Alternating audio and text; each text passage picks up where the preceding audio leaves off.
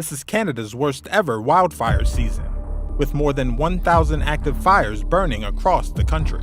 Experts say climate change has exacerbated the wildfire. The flames and smoke make it almost impossible to drive, and eventually they come up almost on top of another car battling through the same smoke and flames to get to safety.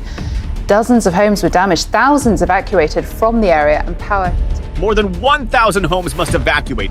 5,500 others are on high alert. On Thursday evening, the Central Okanagan Regional District extended evacuation orders issued earlier in the day in the West Kelowna area. Some 1,010 properties are now under evacuation orders because of the McDougall Creek fire, which is burning northwest of the city. Emergency crews continue working to contain multiple wildfires across British Columbia, Canada, as of August 17th. Environment Canada has issued special air quality statements for southern and central southern British Columbia due to the impact of smoke from the wildfires. Depending on the progression of the wildfires, the status of nearby roads could change over the coming hours and days.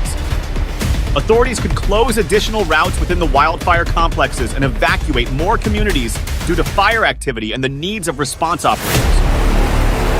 The return of residents could disrupt traffic flows after authorities lift evacuation orders. Low visibility from smoke and possible ashfall could contribute to traffic delays and congestion in the region. Defense Minister Bill Blair, speaking to the Canadian Broadcasting Corp, CBC, after the meeting, said the federal government was closely monitoring the evacuations and was prepared to quickly airlift residents if land routes get cut off. This is Canada's worst ever wildfire season, with more than 1,000 active fires burning across the country, including 265 in the Northwest Territories. Experts say climate change has exacerbated the wildfire problem. Advice: heed all evacuation orders. Seek updated information on road conditions if driving in the affected area. Road closures and detours will cause increased congestion and delays. Collect essential items, including identification and any important legal and travel documents, in an easily accessible go bag. Charge battery-powered devices in the case of prolonged power outages.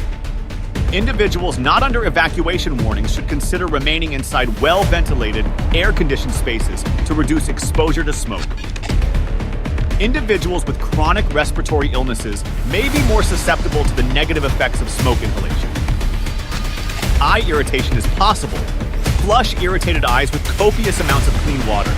What will happen for air quality?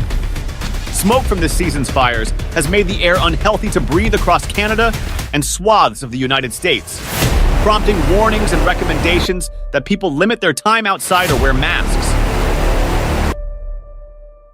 In this week's fires, the Canadian government's Air Quality Health Index put Yellowknife and Fort Smith at very high risk, and Winnipeg, Manitoba's capital, 1,700 kilometers, 1,060 miles to the southeast.